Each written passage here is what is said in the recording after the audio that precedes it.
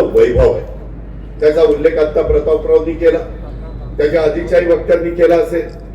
मित्रांनो, या कंधार नगरपालिका ही तसं बघितलं तर 1953 सालची, म्हणजे देशाला स्वातंत्र्य मिळालं 47, आणि नंतर 6 वर्षांनीच इथली नगरपालिका ही अस्तित्वात आलेली आहे. कंधार तालुक्याची निर्मिती झाल्यानंतर लोहा तालुक्यातील लोहा नगर परिषद सुद्धा आम्ही तिथे राष्ट्रवादी काँग्रेस पक्षाचा घड्याळाचं चिन्ह देऊन पॅनल उभा केलेला आहे. आणि कंधार आणि लोहा या दोन्ही ठिकाणी एक ऐतिहासिक विजय हा आम्हाला पाहिजे. तुमचे आशीर्वाद आम्हाला पाहिजे, तुमचा पाठिंबा पाहिजे, तुमचं सहकार्य पाहिजे. तुम्ही आम्हाला आशीर्वाद द्या. तुम्ही आमच्या स्वप्नीलला आणि आमच्या शरद पवार यांना लोहा आणि कंधारच्या बाबतीमध्ये या दोन्ही शहरांचं प्रतिनिधित्व करण्याची संधी द्या. आणि सगळ्या नेते मंडळींच्या साक्षीने सांगतो, लाडक्या बहिणीच्या साक्षीने सांगतो, लोहाचा आमचा नगराध्यक्ष शरद आणि आमच्या कंधारचा नगराध्यक्ष होणारा स्वप्नील, हे कुठेही त्याला हनुमंत पण म्हणतात आणि स्वप्नील पण म्हणतात. हनुमंत उर्फ स्वप्नील, नाहीतर काही म्हणतील अरे हनुमंतबाई स्वप्नील स्वप्नील काय करतो, तर हनुमंत उर्फ स्वप्नील, त्याला तुम्ही तुमच्या सगळ्यांचं प्रतिनिधित्व करण्याची संधी द्या. बोलतो अरे बोलतो ना बाबा, अरे बोलतो म्हणलं ना, चाललंय काय कुणाची सुपारी घेऊन आलं काय काय बोलतो ना. यामध्ये मला आपल्याला सांगायचंय, त्यांना सगळ्यांना माहिती आहे की आपण कसं बोललो की एक कॅमेरेवाले सगळे तिथं कॅमेरे लावतात आणि तेवढंच दाखवतील महाराष्ट्रात. अजित पवारांच्या सभेमध्ये असं एकाने घातला, त्यांचा तर सत्कारच केला पाहिजे त्या सगळ्यांचा.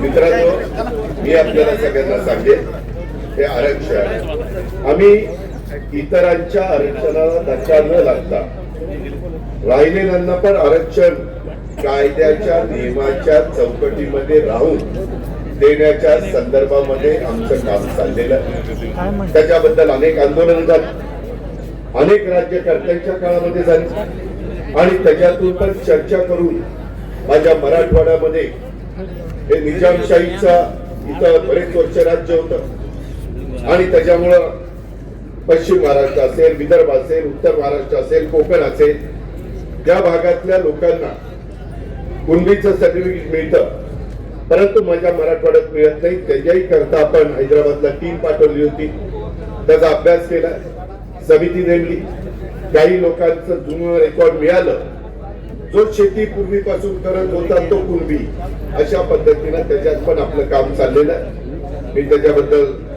जास्त बोलून आपला सगळ्यांचा वेळ घेत नाही, पण आम्ही कुठल्याही बाबतीमध्ये जे काही लोकांची रास्त मागणी असेल, योग्य मागणी असेल, त्याचा सकारात्मक विचार करणारे हे महायुतीचं सरकार आहे, हे पहिल्यांदाच मी आपल्या सगळ्यांच्या लक्षामध्ये आणून देऊ इच्छितो.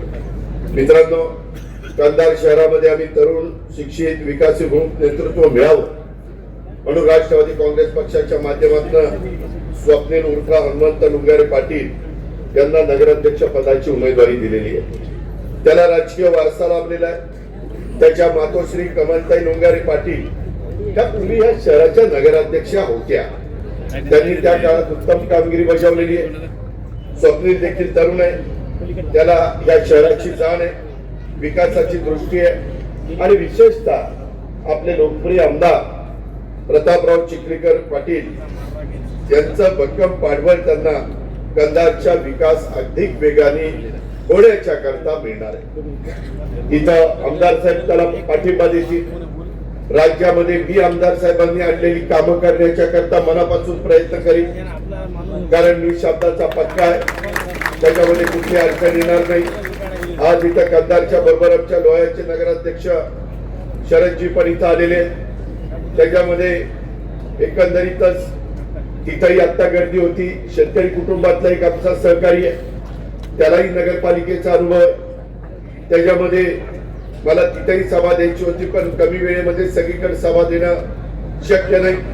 मला कार्यकर्त्यांना सांगायचंय, ही निवडणूक ही फक्त लोहा किंवा कंधारची निवडणूक नाहीये, तर लोहा शहर आणि कंधार शहराच्या पुढच्या विकासाची दिशा देणारी ही निवडणूक आहे. कंधारचा आणि माझ्या लोहारचा विकास हाच आपलं उद्दिष्ट आहे आणि त्यामुळे त्या दृष्टीनं तुम्हाला मला आपल्याला सगळ्यांना काम करायचं आहे. या निवडणुकीच्या निमित्तानं मला कंधारकरांना सांगायचंय की पुढच्या विकासाला दिशा देण्याची निवडणूक आहे. कंधारचा विकास किंवा लोह्याचा विकास हेच आम्हाला सगळ्यांना साध्य करायचंय आणि त्या दृष्टीनं आपल्याला काम करायचंय. तसं बघितलं तर हे आपलं शहर एक महत्वाचं शैक्षणिक, सामाजिक आणि व्यापारी केंद्र आहे. कंधार शहर तसं बघितलं तर अत्यंत एक ऐतिहासिककालीन असं जुनं शहर आहे. कंधार मधून जाणारी कंधार, पांगरा आणि नांदेड आणि कंधार लोहा, कंधार कुरुळ, कंधार मुखेड हे महत्वाचे रस्ते, या 4 रस्त्यांनी राज्य मार्गाचा दर्जा देण्याची मागणी आमदार प्रतापराव चिखलीकर साहेबांनी केलेली आहे. मी या निमित्तानं सांगू इच्छितो की कंधारच्या विकासासाठी या मार्गाचा राज्य मार्गाचा दर्जा देऊन त्याला कशी मदत करता येईल, त्याच्यात कसा मार्ग काढता येईल.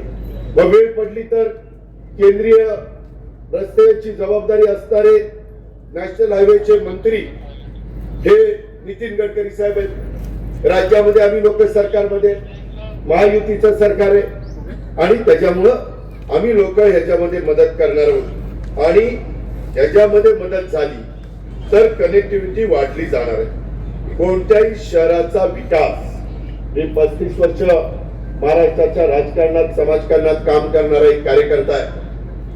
6 वेळेला मला उपमुख्यमंत्री पदाची संधी मिळाली, अनेकदा मंत्रिपदाची, राज्यमंत्रीपदाची, खासदार पदाची, विरोधी पक्ष नेत्याची अनेक पदं मी भूषवली, आमदार पद पण भूषवलं. मित्रांनो, हे सगळं करत असताना मी पाहिलेलं आहे, जर कनेक्टिव्हिटी वाढली तर शहराचा विकास दुपटीनं होतो. हे मी अनुभवातून सांगतो. त्यामुळे आता कंधारच्या विकासासाठी सुद्धा या निमित्तानं आपल्याला गती द्यायची आहे.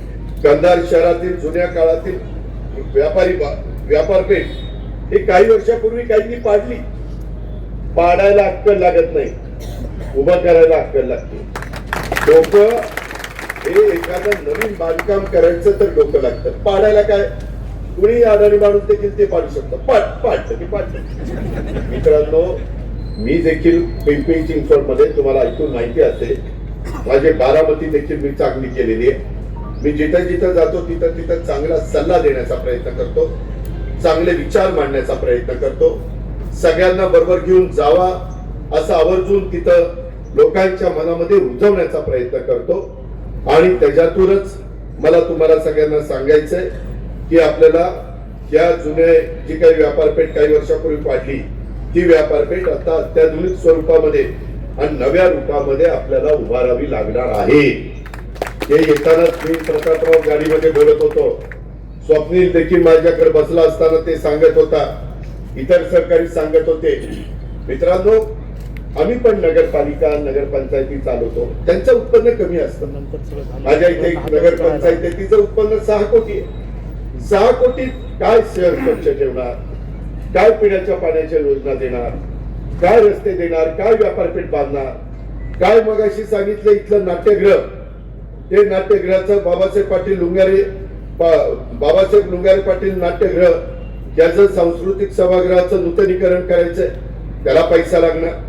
मध्ये प्रतापराव चिखलीकरांनी आमच्या मागे लागून इथल्या पंचायत समिती कार्यालय बांधण्याच्या करता 15 कोटी रुपये मंजूर करून घेतलेले. शुद्ध पाण्याच्या करता त्यांनी आता उल्लेख त्याच्यामध्ये केला. क्रीडा संकुलाच्या करता इथली 6 एकर गायरानाची जागा ही आम्ही त्या ठिकाणी देण्याचा निर्णय घेतला. सुप्रीम कोर्टाने सांगितलंय गायरान कुणाला द्यायचं नाही, परंतु सार्वजनिक कामाला द्यायचंय. क्रीडांगणे सार्वजनिक काम. माझ्या कंधारच्या परिसरातली मुलं मुली उद्याच्याला दर्जेदार अशा प्रकारे क्रीडा क्षेत्रामध्ये पुढे यावी आणि त्याकरता आपण ती 6 एकर जागा घेऊन नांदेडच्या नंतर एक चांगलं क्रीडा संकुल इथं उभं करायचं आपण ठरवलेलं आहे. आपला मानस आहे. आपले माणिकराव कोकाटे त्यांच्याकडेच हे खातं आहे, क्रीडा खातं, ते राष्ट्रवादीचे, त्यांना हक्काने आपण सांगू शकतो. त्यांच्याकडे अवकाश खातं आहे, त्यांच्याकडे आपलं अल्पसंख्याक विभागाचं खातं आहे. मौलाना आझाद महामंडळातनं आपण मदत करू शकतो.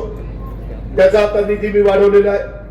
वेगवेगळ्या माझ्या मुलांना मुलींना जाण्याकरता शिष्यवृत्तीच्या रकमा वाढवलेल्या आहेत. माझ्या मागासवर्गीय समाजाच्या करता जसं बार्टी आम्ही काढलं, आम्ही आमच्या वेगवेगळ्या सहकाऱ्यांच्या करता आरटी काढलं, आम्ही त्याच्यामध्ये आदिवासींच्या करता आरटी काढलं, माझ्या अल्पसंख्याक समाजाच्या करता मारटी काढलं, सर्वसाधारण समाजाच्या करता सारथी काढलं, ओबीसी समाजाच्या करता महाज्योती काढलं, काहींच्या करता अमृत काढलं.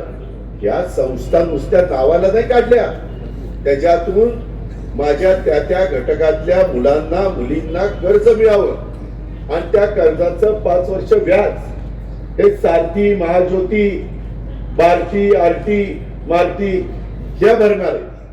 आणि त्याच्यातून त्या मुलाचं त्या मुलीचं किंवा त्या माझ्या लाडक्या बहिणीचं त्या बांधवाचं काही ना काही स्वतःचा व्यवसाय त्याला सुरू करता यावा, त्याकरता या राज्य सरकारने योजना आणलेली आहे. मला काही जण सांगत होते की दादा, काही जण सांगतात लाडकी बहीण योजना, आम्हाला जर तुम्ही मतदान केलं तर लाडकी बहीण योजना चालू राहील, नाहीतर बघा बाबा असं काही नाही. लाडक्या बहिणींना तुम्ही काळजी करू नका, त्यामध्ये महायुतीच्या सरकारने आणलेली ती योजना आहे. मीच अर्थसंकल्पामध्ये त्यावेळी सादर केलेली होती. त्याच्यातून आमच्या ग्रामीण भागातल्या शहरी भागातल्या ज्यांच्याकडं काहीच हातामध्ये कधी पैसा नसायचा, गरीब कुटुंबातली माझी महिला, तिला त्याच्यातनं थोडं का होईना आधार मिळालेला. ते पैसे वेळच्या वेळेला देण्याचं काम आम्ही सगळेजण करतो. त्याच्यामुळं कुणी काही जर सांगत असेल तर ते तुम्हाला भीती दाखवतात. तुम्ही भीतीला भीक घालू नका, काय घाबरू नका. तुमचा लाडका भाऊ तुमच्या पाठीशी आहे, मी तुम्हाला शब्द देतो. त्याच्यामुळं असं कुणी दमदाटी देऊन काहीतरी भीती दाखवून तुम्ही आम्हाला मत द्या, नाहीतर आम्ही तसं करू. ही लोकशाही आहे, प्रत्येकाला आपलं मत मांडण्याचा अधिकार आहे. मला पण आहे, इतरांना पण आहे. परंतु तो कायद्याच्या नियमाच्या संविधानाच्या चौकटीच्या बाहेर किंवा हातात कायदा घेऊन आमच्याही लोकांनी कुठे चुका करू नये आणि समोरच्याही लोकांनी विरोधात चुका करू नये, हे मला तुम्हाला सगळ्यांना सांगायचं आहे. आणि त्याच्यावर मी मगाशी जे सांगत होतो, अत्याधुनिक स्वरूपामध्ये आपल्याला नव्याने व्यापारपेठ उभी करायची. मला व्यापाऱ्यांना सांगायचंय, त्यामुळे स्थानिकांना रोजगार मिळणार आहे, व्यवसाय त्यांचा चांगला चालणार आहे, आर्थिक चक्र वेगाने कंधारच्या परिसरातलं फिरायला मदत होणार आहे. कंधारच्या शहराच्या पाणी पुरवठ्याच्या बाबतीमध्ये बोलायचं झालं तर प्रतापराव चिखलीकरांना आठवत असेल, 2004-5च्या आसपासची गोष्ट असेल, मी त्यावेळेस जलसंपदा मंत्री होतो आणि या राज्याचे मुख्यमंत्री आपल्या मराठवाड्याचे सुपुत्र विलासराव देशमुख साहेब होते. आणि त्या काळामध्ये तिथं स्वर्गीय विलासराव देशमुख साहेब असताना चिखलीकर साहेबांचा सातत्याने पाठपुरावा होता. त्यांचे विलासरावांशी संबंध चांगले होते, त्यांचे अजित पवारशी संबंध चांगले होते आणि त्याच्यामुळं 500 कोटीहून अधिक निधी त्या काळामध्ये आम्ही दिला. आणि आज कंधारकरांना तहान जी काही भागवली जाते, ही तहान त्या धरणातनं त्या ठिकाणी भागवण्याचं काम आपण करतो. जुन्या कंधार शहराला वाढीव पाणी पुरवठा योजनेच्या करताची आवश्यकता आहे, त्याचा उल्लेख त्यांनी केला. त्याच्यामध्ये त्यांनी सांगितलं की ही योजना आपल्याला मार्गी लावावी लागणार आहे, जलशुद्धीकरण केंद्राची क्षमता वाढवावी लागणार आहे, पाण्याचा साठा जो काही जलसाठा असतो तो वाढवण्याच्या करता आपल्याला काम करावं लागणार आहे. लिंबोटी धरणाचं मी मगाशी सांगत होतो, ते धरण त्या काळामध्ये विलासरावांच्या प्रयत्नातनं, आमच्या प्रयत्नातनं, प्रतापराव चिखलीकरांच्या प्रयत्नातनं, तुमच्या सगळ्यांच्या रेट्यामुळं हे झालेलं आहे. शेवटी माझा बळीराजा समाधानी झाला पाहिजे, तो सुखावला पाहिजे, तो लाखाचा पोशिंदा आहे, तो आता अडचणीत आलेला होता, त्याला पूरग्रस्त परिस्थिती निर्माण झालेली होती, त्याला आम्ही मदत करण्याच्या करता निश्चितपणे एक सकारात्मक भूमिका घेतली, हेही आपण विसरू नका. ड्रेनेजची व्यवस्था, त्याचं आधुनिकीकरण करण्याचं काम हाती घ्यावं लागणार आहे. शहर वाढत असताना त्याच्या मूलभूत गरजा या मजबूत असल्या पाहिजेत आणि ही आमची ठाम भूमिका आहे. यंदाचा पाऊस कधी नव्हता एवढा प्रचंड पाऊस पडलेला आहे, त्याच्यामुळे आपल्या मन्याड नदीला देखील भयंकर पूर आला. या पुरात लोक अडकले, त्यांच्या जीवनमानाचा प्रश्न निर्माण झाला. त्यावेळी चिखलीकर साहेबांनी मला उभ्या पावसात व्हिडिओ कॉल केला होता. पुरात अडकलेल्या लोकांची सुटका करण्यासाठी त्यांनी मला एक आव्हान केलेलं होतं.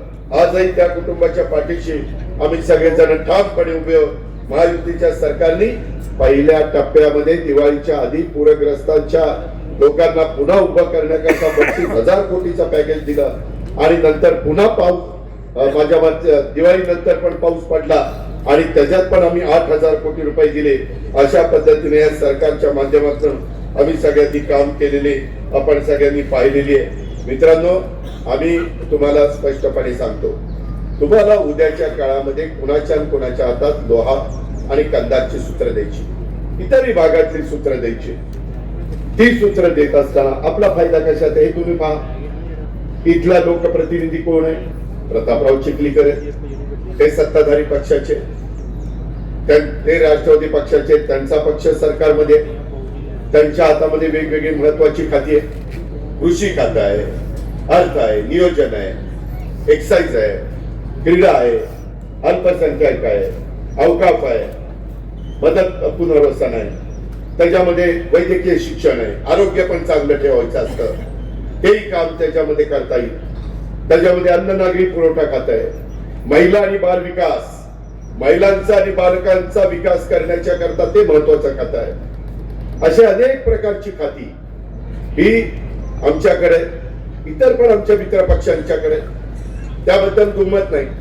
पण माझं तुम्हाला सगळ्यांना सांगणं आहे की तुम्हाला प्रतापराव चिखलीकर हे डीपीसीचा पण निधी आणून देऊ शकता, विकासाचा निधी म्हणून ते सभागृहामध्ये देखील मुद्दे मांडू शकतात की माझ्या लोहा कंधारला, माझ्या नांदेड जिल्ह्याला या गोष्टी मिळाल्या पाहिजेत आणि त्याच्यातनं तुमचं तिथं ते प्रतिनिधित्व करतात. उद्याच्याला ते वेगवेगळ्या मंत्र्यांच्याकडे, मी सत्ताधारी पक्षाचा आमदार आहे, मला विकासाकरता मदत करा हे हक्काने सांगू शकता. आणि त्याकरता माझी आपल्याला सगळ्यांना विनंती आहे की छत्रपती शिवाजी महाराजांचा, लोकशाहीर अण्णाभाऊ साठेंचा, डॉक्टर बाबासाहेब आंबेडकरांचा, या महापुरुषांच्या पुतळ्याच्या पण उभारणीचं काम हे आपल्याला त्या ठिकाणी पूर्णत्वाला द्यायचंय.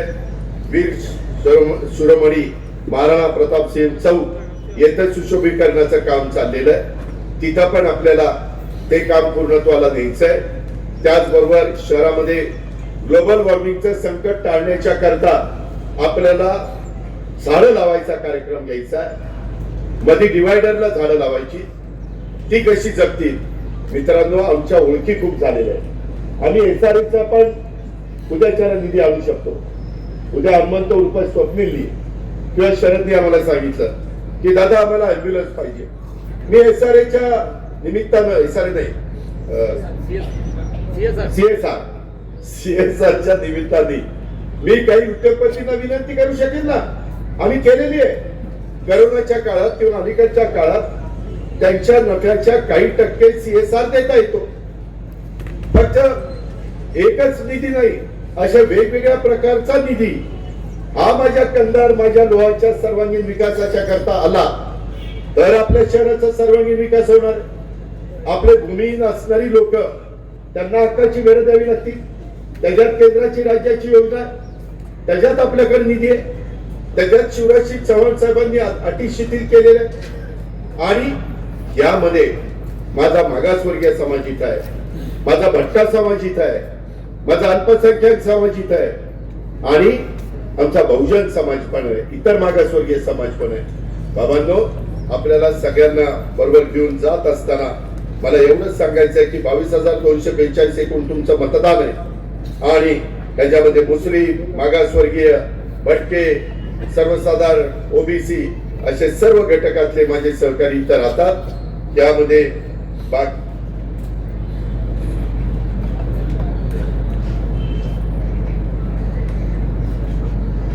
आसाद नगर, भीमगड, साठे नगर भागात विकास करू, रस्ते, नाल्या, पिण्याचे पाणी. मी आता तेच सांगतो, कंधार मध्ये आसाद नगर आलं, भीमगड आलं, साठे नगर आलं, सगळं आलं. आता ठराविकच नावं घेतली की म्हणते याला काही तेवढं सुस्त आहे का? त्याच्यामुळे पूर्ण कंधार इथं डेव्हलपमेंट प्लॅन असेल. काही बाबतीमध्ये कुणाच्या आरक्षण म्हणजे काहींच्या त्यामध्ये हद्दवाढीमध्ये किंवा डीपी मध्ये काही कुणावर अन्याय झाला असेल तर तुम्ही सांगा ना आमच्या नगराध्यक्षाला, तुम्ही सांगा ना आमच्या प्रतापरावला, आम्ही त्याच्यामध्ये नगरविकास करत जाऊ ना, की बाबा हा त्यांच्यावर अन्याय आहे, तो दूर करता येतो, त्याच्यामध्ये मार्ग काढता येतो. हे पण आपण करू शकतो. मित्रांनो, हे मी केलंय. पिंपरी चिंचवड मध्ये देखील माझ्या नांदेड परिसरातले, कंधार आणि लोहा परिसरातले पण नागरिक आहेत. तुम्ही विचारा त्यांना तिथं कसं शहर केलं गेलं 25 वर्षात. अक्षरशः डबल फ्लायओव्हर, तिथं रस्ते, तिथं लाईट, तिथं पाणी, तिथं उद्यानं, तिथं क्रीडांगण, सगळ्या सुविधा दिल्या, बारामतीमध्येच दिल्या. आम्ही काम करणारी माणसं आहे, आम्ही बिनकामाची नाही, आम्ही शब्दाचे पक्के आहोत. आम्ही त्या बाबतीमध्ये तुम्हाला विकासाला मदत करणार आहे. आम्ही केला, परंतु आमच्या पुरता आम्हाला मर्यादित ठेवायचा नाही. तो चांद्यापासून बांद्यापर्यंत पोहोचला पाहिजे. तुम्ही मला साथ द्या, मी तुम्हाला साथ देतो. तुम्ही मला सहकार्य करा, मी तुम्हाला सहकार्य करतो. काही मी शब्द वापरले की लगेच मीडिया म्हणतो दादा मी प्रलोभन दाखवलं. आता तेवढं तर मी म्हणणार, माझ्या मतदारांनी मला साथ द्या. मी काही साधू संत नाही बाबा, मी आहे आरामासाचा माणूस तुमच्यासारखा. तुम्हाला विकास पाहिजे, मी विकास करू शकतो, त्याकरता मी तुम्हाला मदत करू शकतो. प्रतापराव चिखलीकर मदत करू शकते, आमचा तरुण हनुमंत उर्फ स्वप्नील मदत करू शकतो, त्याची टीम मदत करू शकते. त्याच्या टीम मध्ये तर 3 माजी उपनगराध्यक्ष. आम्ही 21 उमेदवार देत असताना 14 जण नवे दिलेले आणि 7 जण जुने अनुभवी दिलेले. बघा तुम्ही 21च्या यादीमध्ये असं आहे की नाही. या पद्धतीनं आम्ही तुम्हाला व्यवस्थित, कारण तरुण आमचे सहकारी पण नाही, चुकून सांगितलं, 7 नवे दिले, 3 माजी उपनगराध्यक्ष दिले आणि 11 माजी नगरसेवक दिले. असं झालं म्हणजे 21. आता उद्याच्याला हे 7 लोक 5 वर्ष शिकतील. ते पुढे माजी नगराध्यक्ष होती, माजी नगरसेवक होती, त्याच्यात पुढे नवीन काही देऊ. म्हणजे नव्या जुन्यांचा व्यवस्थितपणे समन्वय साधण्याचं काम राष्ट्रवादी काँग्रेस पक्षाने घड्याळांनी माझ्या लोह्यामध्ये केलेलं आहे, माझ्या कंधारमध्ये केलेलं आहे, महाराष्ट्रात इतर नगरपालिकेमध्ये केलेलं आहे. आणि म्हणून माझं तुम्हाला सगळ्यांना सांगणं आहे की या सगळ्याचा विचार करून जास्तीत जास्त वेगवेगळ्या घटकाला, वेगवेगळ्या जाती धर्माला त्याच्यामध्ये सामावून घेण्याचं काम आम्ही सगळ्यांनी त्या बाबतीमध्ये केलेलं आहे. आणि म्हणून कंधार आणि लोहा या विकासाच्या साठी कुठल्याही प्रकारची कमतरता भासू नये. त्याच्यात तुम्ही पण साथ द्यावी लागेल, तुम्हाला पण स्वच्छतेचं महत्व समजून घ्यावं लागेल, तुम्हाला पण चांगल्या सवयी या स्वतःला लावून घ्याव्या लागतील. अशा पद्धतीनं आपल्याला आपल्या इथल्या लोकांचे संसार उभे करायचे. शेतकरी अडचणीत आलेला होता, त्याला पुन्हा आपल्याला उभारी द्यायची, त्याला पुन्हा आपल्याला उभं करायचंय. आणि कंधार शहराच्या विशेषतः कोणत्याही बाबतीमध्ये जे काही तुमचं स्वप्न आहे, जे काही आमचा जाहीरनामा आहे, जो काही आमचा वचननामा आहे, त्याच्यातनं कंधार आणि लोहाच्या परिवर्तनासाठी आणि कंधार लोहा या उज्ज्वल भवितव्याच्यासाठी राष्ट्रवादी काँग्रेस पक्ष आणि त्या राष्ट्रवादी काँग्रेस पक्षाचं घड्याळ आणि त्याचे अधिकृत उमेदवार स्वप्नील आणि आमचा हनुमंत उर्फ स्वप्नील आणि शरद आणि त्यांच्या सगळ्या टीमला आपण भरघोस मतांनी त्या ठिकाणी विजयी करावं, अशा प्रकारचं आव्हान मी आज आपल्याला सगळ्यांना करतो आणि या ठिकाणी थांबतो. जय हिंद, जय महाराष्ट्र, जय भीम, खुदा हाफिज.